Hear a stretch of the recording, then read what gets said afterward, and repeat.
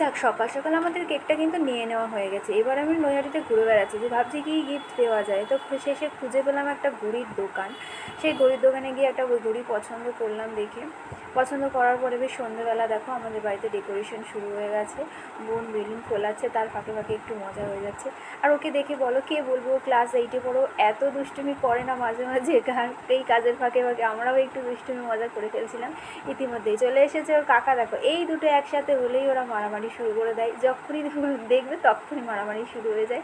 তারপরে সন্ধ্যাবেলা একটু রিহার্সাল ছিল বলে রিহার্সালে গিয়েছিলাম। সেখানে তোমরা ওকে ফেসবুক পেজে ফলো করতে পারো, আমি স্ক্রিনে দিয়ে দিচ্ছি ওর ফেসবুক পেজের নামটা।